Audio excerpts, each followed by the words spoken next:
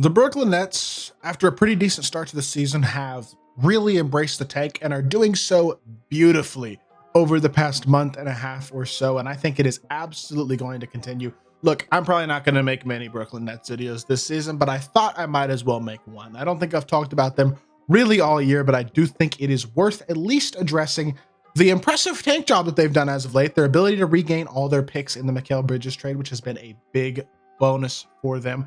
They now have a ton of assets set up for the future in terms of draft assets, and they are tanking incredibly well in a loaded 2025 NBA draft. Before we hop into the video, if you haven't already, make sure you hit that subscribe button. Help me push towards the 2,000 subscriber mark on the channel. I upload every single day, multiple videos a day. Would really appreciate it if y'all do subscribe. With that being said, without further ado, let's hop right into it. So they lose in overtime tonight to the Utah Jazz, exactly as you would hope would happen. Just overall, shout out Noah Clowney. He's actually played pretty well as of late, but phenomenal tank commander job tonight. 0 of 10, 0 of 7 from 3. No Cam Johnson, no Cam Thomas, no D'Angelo Russell. Just kind of no scoring at all in the lineup tonight for the most part, and it worked. I mean, they lose in overtime, only scoring 111 points to a bad Utah Jazz team that didn't start Lauri Markkanen. And like, this is a game that could actually kind of wind up mattering in late season standings as well when it comes to potentially a bottom 4 record, which gives you the best odds at a #1 overall pick and the rights to draft Cooper Flagg, who would be an amazing addition to the Nets roster. Obviously, he'd be their franchise player for them to build around. So very, very good loss, in all honesty, for this team. But again, they're still 13-26. They started the season too well. It's their own fault. They started the season well, 9-10 in their first 19 games. 115 offensive rating, was 8th in the league, which is pretty good. Now, defensively, they were very bad, bottom 6 in the league, but still, them having a high-level offensive rating meant that their net rating was really pretty close to league average at only 19th. And it led to a record of 9-10, which is certainly significantly better than what you would hope for. But what that means, since they're now 13-26, is that they are 4-16 in their last 20 games. That is how you tank right there. Since November 29th, they have lost 16 of their last 20 games, like I said, with a couple of kind of unfortunate wins in there, specifically beating Milwaukee twice. Like, what are we doing there, honestly? And Cam Johnson is all of a sudden injured with a right ankle sprain. I have a feeling Cam Johnson will be traded very soon. He is the only guy remaining from the 3 guys who are very obviously going to get traded this season in Dennis Schroeder, Dorian Finney-Smith, and himself. And I also would not be surprised to see them trade one or both of Nick Claxton and Day'Ron Sharpe, both guys who I think could provide real value to a contending team and would draw real interest. So I think they probably have a move or two left to make, and that is understandable considering they have some assets that some contending teams would definitely be interested in, but they're clearly already just not intending to win. I mean, it's very obvious they're not trying to win. If you look at the numbers since November 29th, which is when that losing stretch started, defensive rating wise, 7th worst in the league. It's about where it was. Still not good. But offensive rating, they've gone from 8th in the league to the worst offense in basketball. I mean, that is impressive right there. That is high quality tank commander stuff right there. Gives them the 3rd worst net rating in basketball since that point, and that is much more like it for a tanking team. And that's going to get even worse with no Cam Johnson. Absolutely. Like, it is going to hurt this team even further without a shadow of a doubt.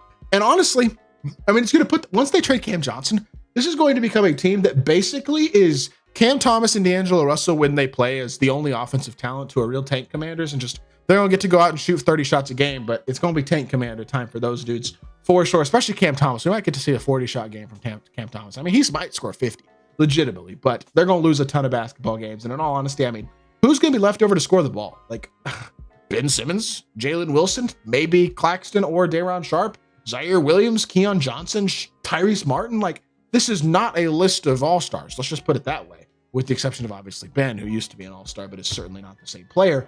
I mean, I will say I actually do like Noah Clowney. He's shooting 5 threes a game. He's shooting them at 38%. He's a big, versatile power forward who's like 6'10", gives you real size. Like, I actually think he's shown a little bit of promise this season. He's a guy who might be a real rotation piece on this team in the future, although you'd like to see him rebounding the ball a little bit better, but he's been good. With the exception of Noah Clowney, I'm not sure there's a ton on this roster that you can really build around. Like, maybe Cam Thomas is a contributor in the future. Claxton and Day'Ron Sharpe could be contributors if they stay on the roster. We'll see. But look, this is a team that clearly is going to be in it for the long haul in terms of rebuilding. What they're going to have, a ton of cap space, a ton of assets, and a lot of ability to have the flexibility to continue to upgrade this team long term if they want to. And that's what they did beautifully, was through the Kevin Durant trade, the Kyrie Irving trade, which, to be fair, was not nearly as good. They did not get the return on Kyrie that he would get today at all because of the off the court issues with Kyrie. But the Kevin Durant trade was massive in terms of returning a lot of the draft assets they lost and adding to their draft assets. Same thing with this Mikal Bridges trade. The only team in the league that would have given up 5 first-round picks for Mikal Bridges was the Knicks. And luckily enough, they were there, and the Nets were able to get a massive haul for a player who, in all honesty, was just not worth that draft slot, that many draft picks. Like, Mikal Bridges is a very good player, should not be a 5 first-round pick player, plus a pick swap. Like, that's absurd.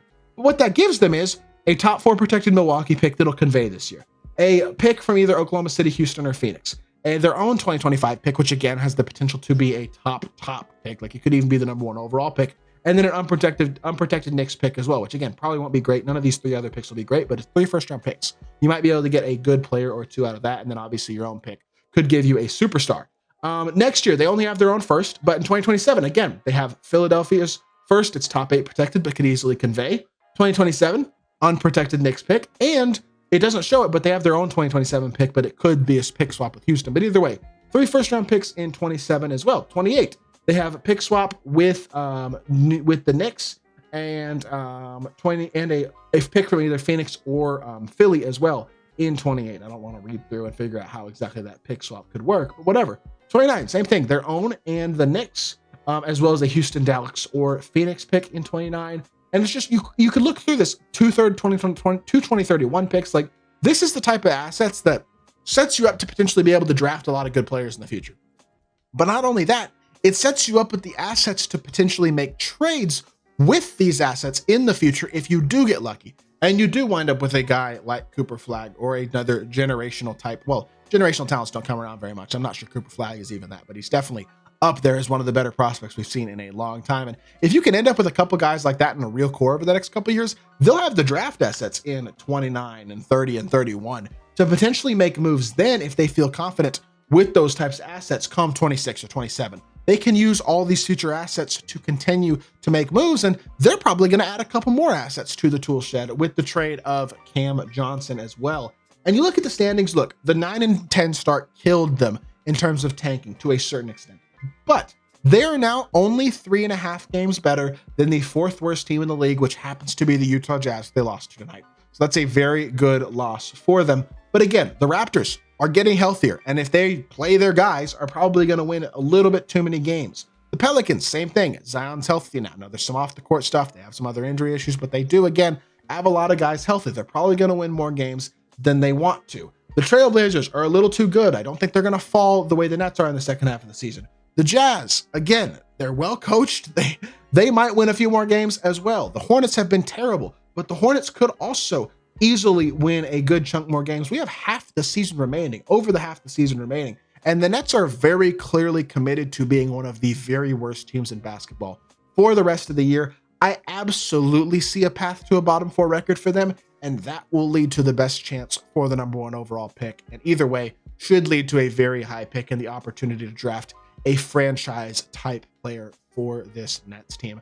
Great job by Sean Marks and the Nets front office of recouping picks and turning what could have been a catastrophe, the failure of the Harden, KD, Kyrie era, into a positive for the future, a ton of assets and the ability to potentially rebuild at a very high level over these next few years. They're doing a great job tanking, and while it's going to be tough right now, and it's probably going to be tough for a few more years, there is a future, I think, building in Brooklyn because of their high quality ability to tank and the assets that they've been able to acquire in the past couple of years. So with that being said, that's going to do it for the video. I hope y'all did enjoy. If you did, make sure you hit that like button, leave a comment, and subscribe. I'll be back on more NBA content very, very soon, and I appreciate y'all. Peace.